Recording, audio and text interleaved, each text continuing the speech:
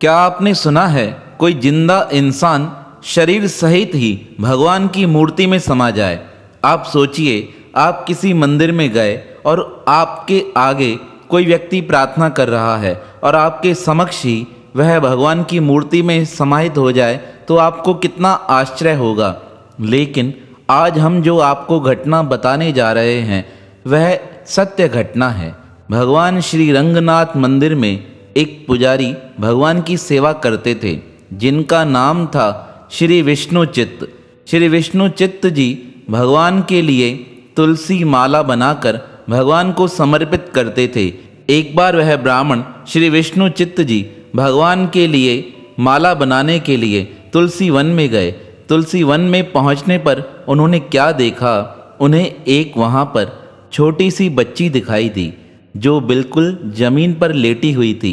उन्होंने उस बालिका को अपने गोद में उठाया। गोद में उठाकर वह उसे भगवान के मंदिर में लेकर आए। भगवान के समक्ष रखते हुए कहा, प्रभु यह बालिका किसकी है?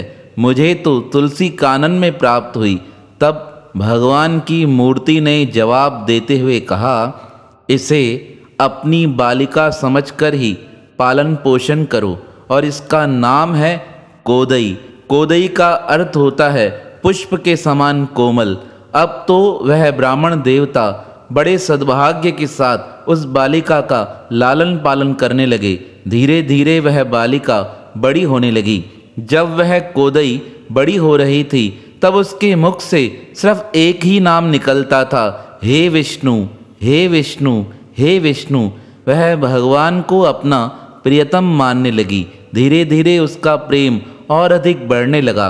पिताजी ने अब धीरे धीरे बढ़ती कन्या को देखकर कहा, अब मैं वृद्ध हो गया हूँ, अब भगवान के लिए पुष्प माला का हार तुम बनाया करो। तुम ही जाकर तुलसी के पत्र लेकर उसकी माला बनाकर भगवान को समर्पित किया करो। अपने पिताजी की आज्ञा मानकर कोदई प्रसन्न हो गई। वह तो मन में यही भाव रखती थी कि यह साक्षात भगवान विष्णु मेरे प्राण प्रियतम, मेरे ही पति हैं। ऐसा भाव रखकर वह भगवान के लिए निरंतर माला बनाती थी। अब धीरे धीरे माला बनाना उसे बहुत अच्छे ढंग से आ गया था। एक दिन जब वह भगवान के लिए माला बना रही थी, माला बनाते बनाते उसके मन में यह भाव जगा, भगवान तो मेरे पति हैं, पर उन्हें माला पहनाने से पहले यह माला मैं स्वयं पहनकर देखती हूँ। और उसने वह माला अपने हृदय पर धारण कर ली। वह आईने के सामने गई और उस माला को देखकर बड़ी प्रसन्न हुई। उसने वह माला दासी के हाथ से मंदिर में भिजवा दी। मंदिर में वह माला भगवान को चढ़ाई गई। इस प्रकार नियम बन गया। एक बार जब वह माला बनाकर उसे अपने गले में धारण कर मंदिर भेज रही थी तो उस माला के साथ कोदई का एक बाल भी अटक गया। अब ब्राह्मण देवता द्वारा उस माला को जब भगवान को पहनाया जा रहा था, वह ब्राह्मण देखकर हैरान हो गया। इस माला में तो किसी कन्या का कोई बाल है और उसे अपवित्र मानकर उसने माला को जमीन पर छोड़ दिया। उसने कोदई के पिता को बुलाकर कहा, आज तुम्हारे घर से जो माला प्राप्त हुई थी उसमें कोई बाल आया था, इसलिए मैंने उसे भगवान को समर्पित नहीं किया है। लेकिन मेरा मन बड़ा बेचैन हो रहा है, पता नहीं क्या बात है। आप घर जाकर इसकी जांच करना। अब पिताजी घर आए। उन्होंने कोदई से कहा, बेटा आज जो माला बनाई गई थी उसे भगवान को नहीं चढ़ाया गया। यह सुनकर कोदई को रोना आ गया। कहने लगी, मेरी माला को परमात्मा ने स्वीकार नहीं किया। अब मैं कल और अच्छी माला बनाकर परमात्मा को समर्पित करूंगी। इस प्रकार दूसरे दिन पिताजी तो चले गए। कोदई वन से पुष्प लेकर आई, तुलसी पत्र लेकर आई और बहुत सुंदर माला बनाकर कोदई ने पुनः भगवान के चरणों के लिए बहुत सुंदर माला को बनाया। पहले उसने अपने स्वयं के गले में धारण किया। जब वह माला देखकर संतुष्ट हो गई, उस माला को दासी को देकर कहा, जाओ भगवान को समर्पित करके आओ। दासी पुनः भगवान के श्री चरणों में लेकर गई तो देखा गया पुनः उसमें से 2 बाल निकले। अब क्रोधित होकर ब्राह्मण ने कोदई के पिता से कहा, आज पुनः उस माला से 2 बाल निकले हैं, पता नहीं माला में वह बाल किस प्रकार आ जाते हैं। तीसरे दिन जब कोदई द्वारा वह माला बनाई जा रही थी तो उनके पिता ने छुपकर देखा। माला बनने के बाद कोदई वह माला अपने गले में धारण कर लेती है। यह देखकर कोदई के पिता को बड़ा क्रोध आया। उन्होंने कहा, ये क्या करती हो? यह भगवान के लिए माला है, तुम इसे अपने गले में धारण करके इसे अपवित्र बना देती हो। आज से तुम्हें यह कार्य नहीं करना है, मैं स्वयं करूँगा। और उस दिन कोदई के पिता ने स्वयं माला बनाई और जाकर ब्राह्मण देवता को कहा, इसे भगवान के श्री चरणों में समर्पित कर दो। जब ब्राह्मण ने उसे भगवान के गले में पहनाया, उस रात एक अलौकिक चमत्कार हुआ। कोदई के पिता जब रात्रि के समय विश्राम कर रहे थे, तब स्वप्न में श्री रंगम स्वामी ने उनके समक्ष प्रकट होकर कहा, आज तुमसे अपराध हुआ है। मैं कोदई की माला को हृदय से स्वीकार करता हूँ, लेकिन आज तुम्हारे द्वारा बनाई गई माला को पहनकर मेरा मन संतुष्ट नहीं हुआ। कोदई के पिता श्री विष्णु चित्त समझ गए कि यह बालिका साधारण नहीं है, यह भगवान के प्रसाद के रूप में ही मुझे प्राप्त हुई थी। उन्होंने दूसरे दिन अपनी बेटी से कहा, बेटी तुम ही माला बनाकर भगवान को समर्पित करना। इस प्रकार कुछ दिन व्यतीत हुए और एक दिन अचानक से एक अलौकिक चमत्कार हुआ। भगवान श्री रंगनाथ जी के श्री विग्रह ने अपने मंदिर में पूजा करने वाले समस्त अधिकारियों को बोलते हुए कहा, देखिए आज मूर्ति ने बात करना प्रारंभ किया। भगवान श्री रंगनाथ की मूर्ति बोलते हुए कहने लगी, आप सबको मेरी आज्ञा का पालन करना है। दूसरे दिन प्रातःकाल तुम सबको कोदई के निवास पर जाना है और कोदई के निवास पर साधारण रूप से नहीं जाना है। इस प्रकार जाना है जैसे कि तुम्हें उस स्थान से बारात लेकर आनी है।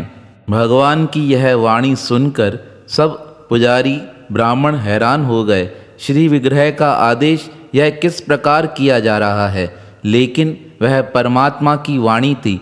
परमात्मा की वाणी को मानकर सब लोगों ने दूसरे दिन प्रातःकाल श्री कोदई को लाने के लिए बारात सहित संपूर्ण तैयारी की। सब लोग कोदई अर्थात भगवान की परम भक्ता के घर पहुँचे और उनके पिता श्री विष्णु चित्त से कहने लगे, आपकी बेटी को इस डोली में बैठाकर हमें श्री रंगनाथ जी के मंदिर तक लेकर जाना है, क्योंकि हमें भगवान का आदेश आया है। आप भी अपनी बेटी सहित इस डोली में बैठ जाइए। अब भगवान का आदेश मानकर श्री विष्णु चित्त जी और कोदई जी, जिन्हें भगवान ने एक अन्य नाम भी दिया था, वह नाम था अडाल। अब अडाल को डोली में बैठाकर समस्त ब्राह्मण अपने कंधे पर उस डोली को उठाकर चल रहे थे। सोचिए कैसी यह घटना रही होगी। सारे गांव के जनपद के लोग इस डोली को देख रहे थे। मन में एक ही हैरानी थी कि परमात्मा ने स्वयं इस कन्या को अपने पास बुलाया है।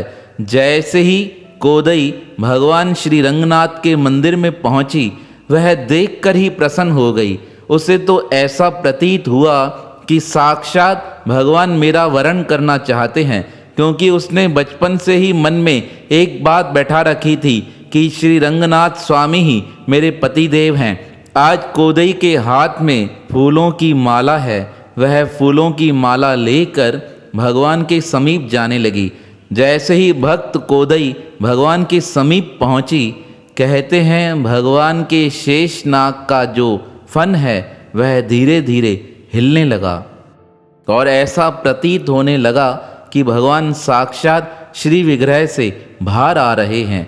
कोदई जल्दी भागते हुए शेषनाग की शैया पर चढ़ गई और वहां जाकर उसने भगवान श्री विष्णु के गले में वह हार पहना दिया जो वह स्वयं लेकर आई थी, और रोते रोते अपने प्राण प्रियतम भगवान विष्णु से प्रार्थना कर कहने लगी, हे नाथ, मैं आपकी शरण में आई हूँ, मुझे स्वीकार कर लीजिए। जब इस प्रकार वह प्रार्थना कर रही थी, समस्त ब्राह्मण इस बात को देख रहे थे, हैरान हो रहे थे कि किस प्रकार एक साधारण सा मनुष्य भगवान की मूर्ति पर चढ़ गया है। कुछ लोगों को क्रोध आया, लेकिन उसी समय एक दिव्य चमत्कार हुआ। जब कोदई इस प्रकार रोते हुए भगवान से प्रार्थना कर रही थी, तभी सभी ने एक बड़ा ही अद्भुत चमत्कार देखा।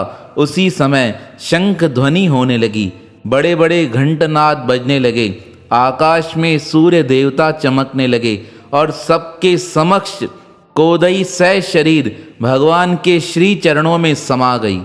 लोगों ने आवाज़ दी, कोदई कहाँ हैं, कहाँ हैं? लेकिन कोदई का कुछ भी पता न लग सका। तब भक्त विष्णु चित्त जी रोते हुए भगवान से कहने लगे, प्रभु आपने कोदई को तो अपने श्री चरणों में निवास दे दिया, अब मुझे भी अपने श्री चरणों में निवास दो।